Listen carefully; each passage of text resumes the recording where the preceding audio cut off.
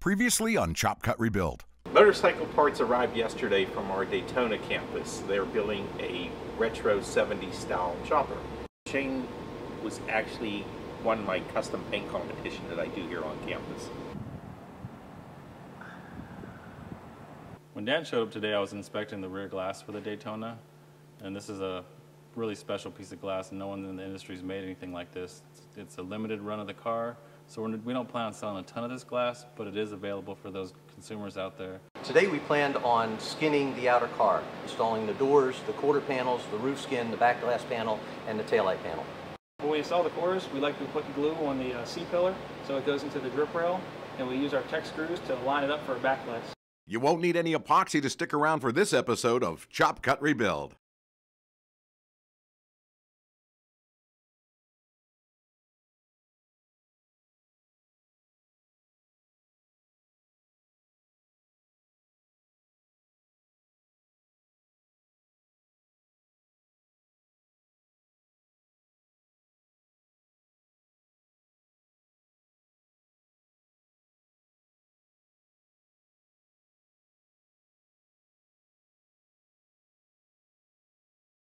Our Wyotech students' primary focus this season is to modify a Ford Transit van, but taking a break in Daytona Beach should be part of every student's education.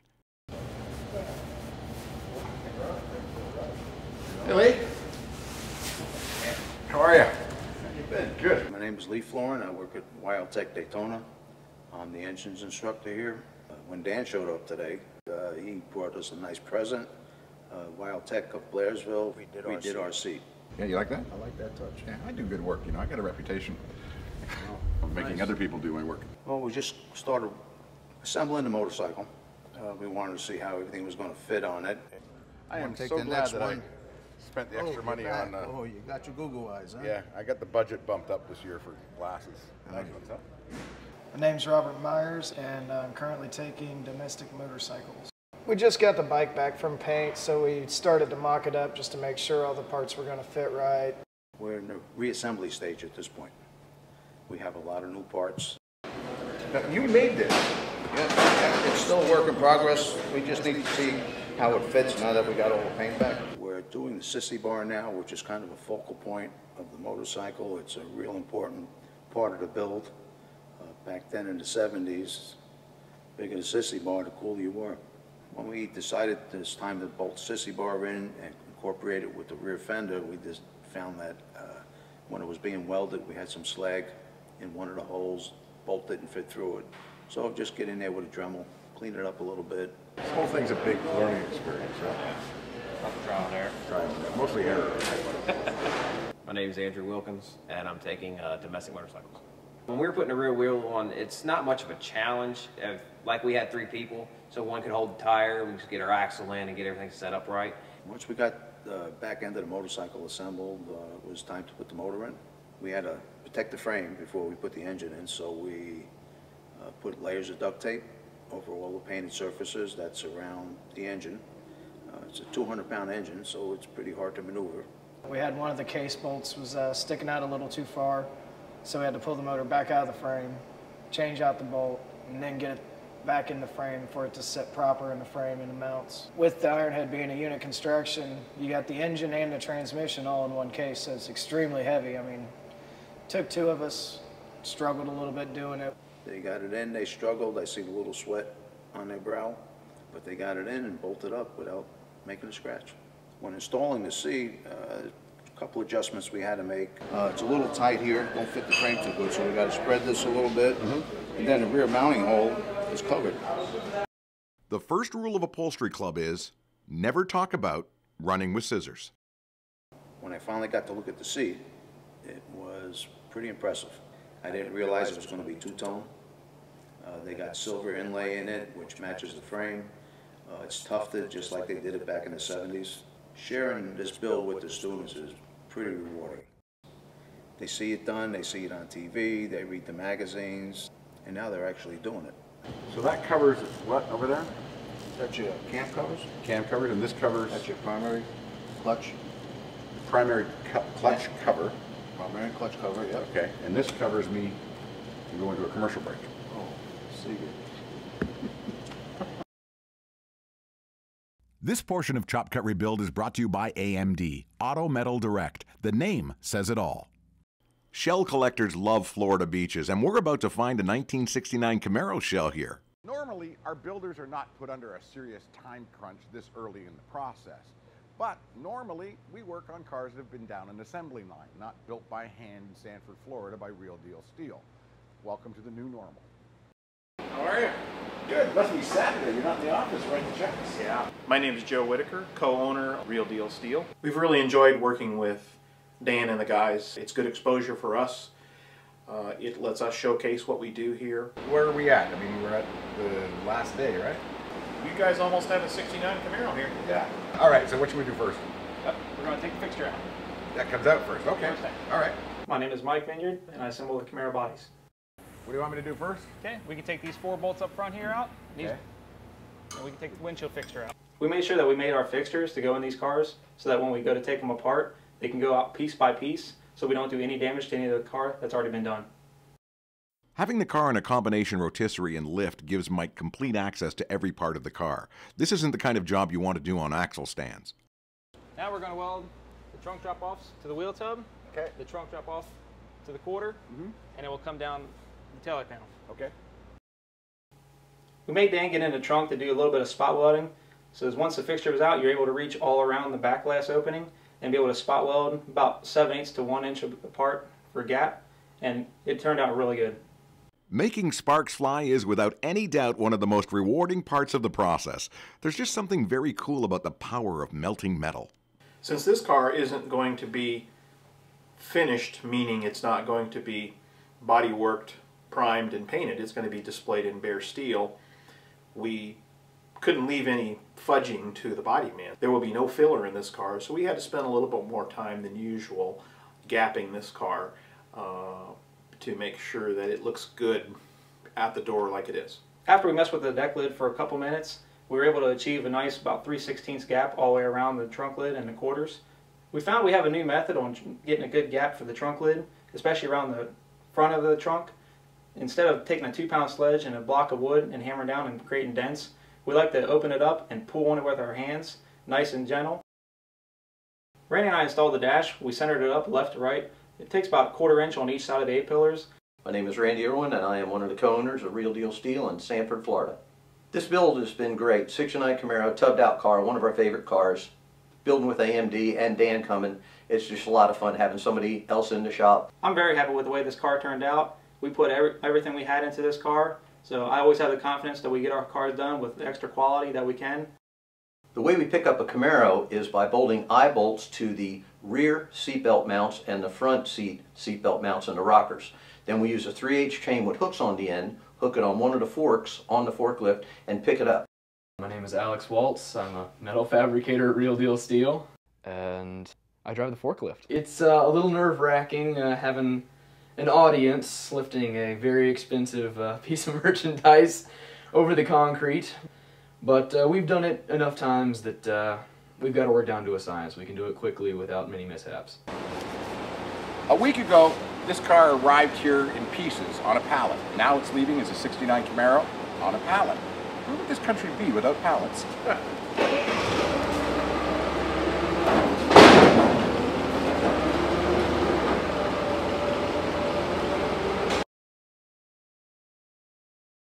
You're watching Chop Cut Rebuild.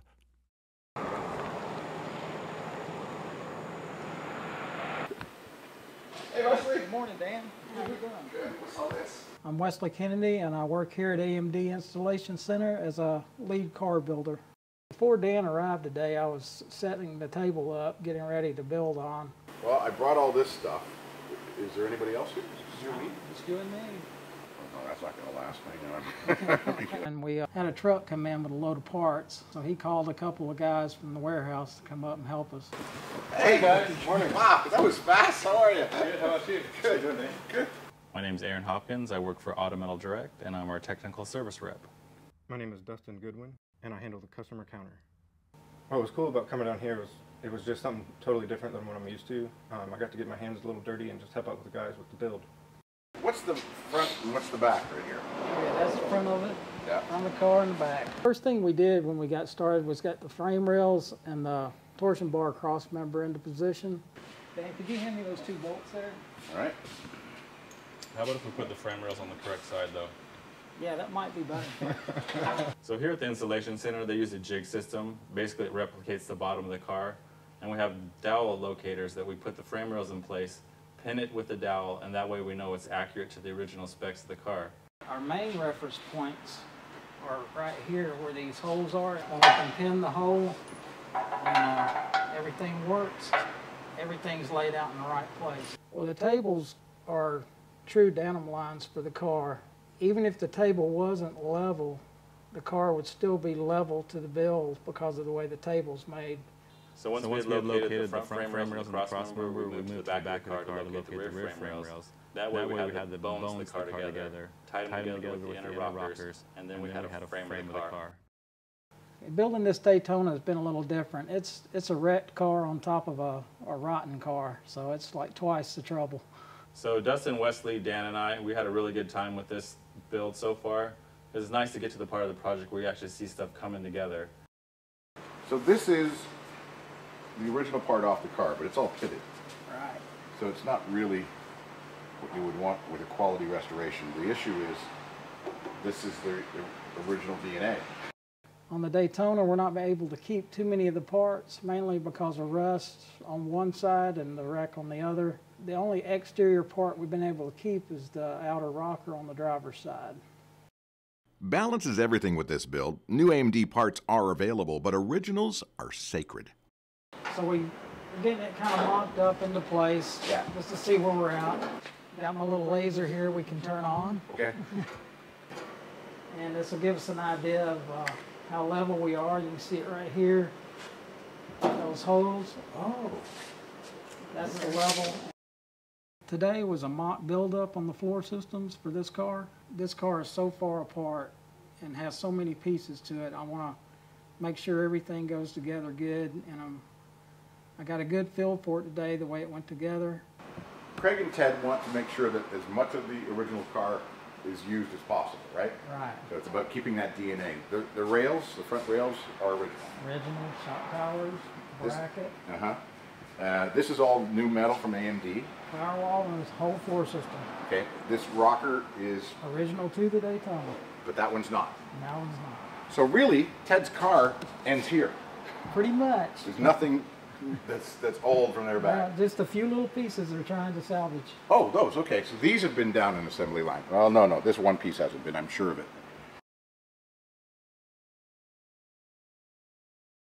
This portion of Chop Cut Rebuild is presented by Wyotech. Make your passion your career. Turn pro at Wyotech.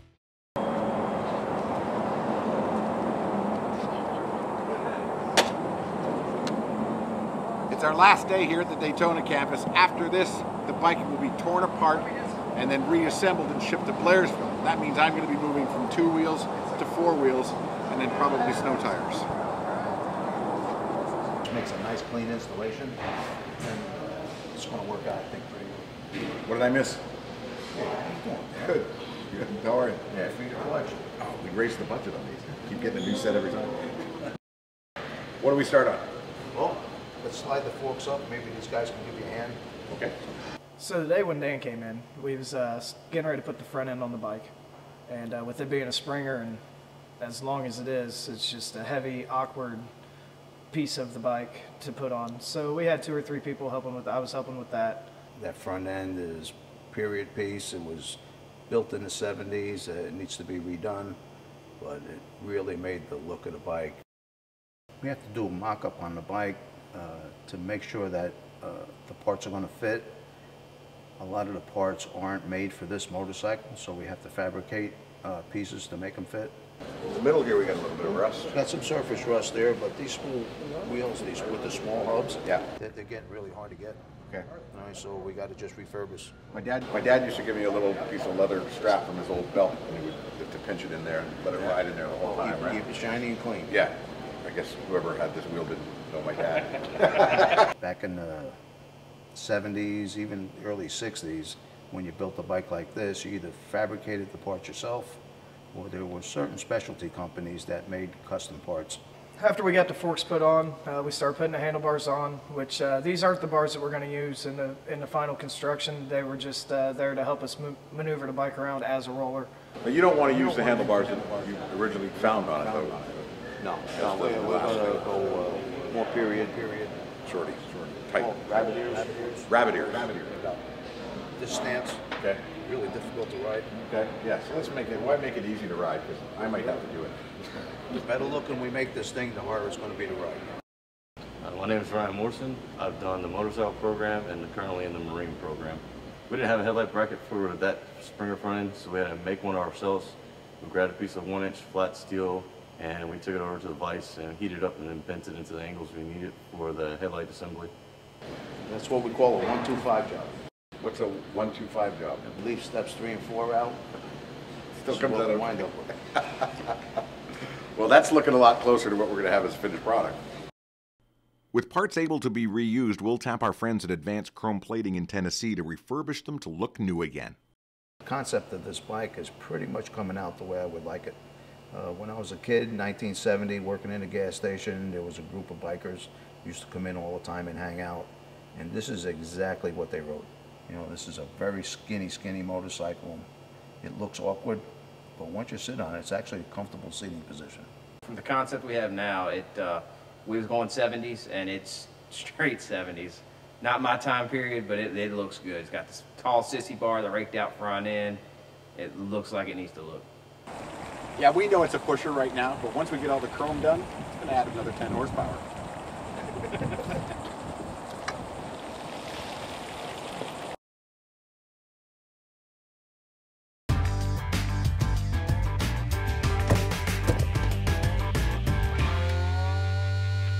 Many business owners use their company to help get them to the track. Few, if any, use the track to create a company. Not Justin Peck. Justin's developed products for the track. A fitness coach and professional bodybuilder, Justin began creating nutritional products called Gear 49, specifically formulated to increase focus and energy. They're meant to improve a driver's stamina and reaction time. Not everyone in the chop cut world wrenches to show. Sometimes there's people out there that like to wrench to go. My name is Justin Peck, owner of Race Pro Technologies and professional race car driver. Yeah, nice to see you. Yeah, that's Dylan. How are you? Man, you guys started early here, I'll tell you that. Yeah. What are you drinking? Well, the usual juice, right? No, man, that's just not the right stuff. No. This? No, that's what you drink in the morning, brother. Oh, we're at the sponsor part of the show. Sponsor part. yeah, that's all right. This is the morning juice. That's the morning juice right there. And it tastes good. Yeah, I hope so. That's nice. Yeah. With Gear 49, it really has helped my focus on the track. I'm able to see clear. I call it HD vision. The supplement has been an amazing part of at least my progression. This is good. Might actually help me focus. For me personally, I've been a huge fan of Chop Cut and Rebuild. I mean, it's been on, if I remember right, like 10 or 12 seasons or something. So it's been around a long time, and I've watched it for forever. So to get the opportunity to have Dan Woods come down and be part of our team is incredible. So can I come through, like what point you actually take your hands off the wheel? Really? You don't ever have to. While there is some showmanship in off-road racing, there's no showboating during the race.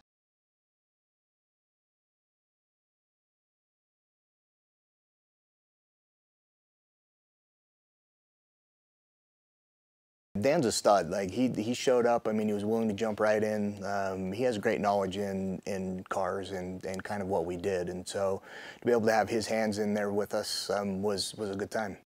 Justin's become more than a driver. He's a team owner sponsoring other drivers on the circuit. Going over the jumps and having, you know, the air and the flow that we get through it, I hit one of the jumps and the whole hood just ripped off. On the track, there's no love lost between his drivers. Plenty of body panels are lost, though. There's a couple of other pieces out there if you really want them. I can get them. No, we're all right. How many of those do you go through within a year? About 2 a weekend, typically. Yeah. So we try to stay out of the other trucks, but I mean, there's just so many people on track. So You're single-handedly keeping the fiberglass industry alive. yes, we are. Yeah, my guy loves me. So you're going to need a belt. Yes, we need a belt. And this will take the tension off. We need the half inch. And this will help you with your focus. Oh, thank you. You know what? I was looking. So. My name's Nick Holton. I'm from Salt Lake City, Utah. 23 years old. What we just fixed was a belt. We just threw a belt on the truck. If you don't put it on in just the right spot, then it's not going to go on correctly. So I slid it over the water pump. No love on the track does not mean no help in the pits. This is a family. If that was my wife's car, I would have said, that's fine for a while. Yeah, you're good. Yeah. Just run it. That's right. Yeah. Call me if it breaks down. My name's Sam Baird. I race Open V8, and I'm from Bountiful, Utah. I took some Gear 49 before the race, some turbo, and you know, kept me pumped for the race and kept me focused for sure. First place, baby.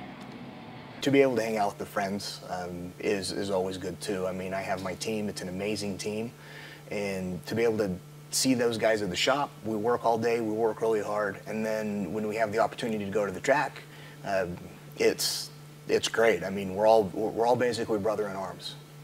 A lot of stuff is still on the truck. Yeah, there's a lot of parts that are missing too. So tomorrow at the shop, we'll put a lot of it back together and get this truck back running. At your shop? Yeah, at our shop. You want to come? Yep, absolutely. Ah, perfect. Well, let's get this thing loaded, man, and we'll go. I don't think we can ever use the hood again. No, not using the hood.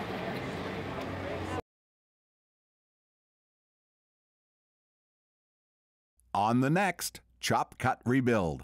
One of the high points for me was watching Ted actually shoot welds into his own car. He had an opportunity to do something that very few people do. He welded his own car together. The HushMat Ultra sound and thermal barrier material really serves two purposes. It reduces noise inside the vehicle by up to 50%. It also reduces heat from the vehicle up to 70%. On the trophy truck, we got everything back together. We actually thought we were good to go test the truck. And then when we took it off the jack stands, we noticed there was a lot of shock fluid out of the passenger side coilover. Get coiled up for the next episode of Chop Cut Rebuild.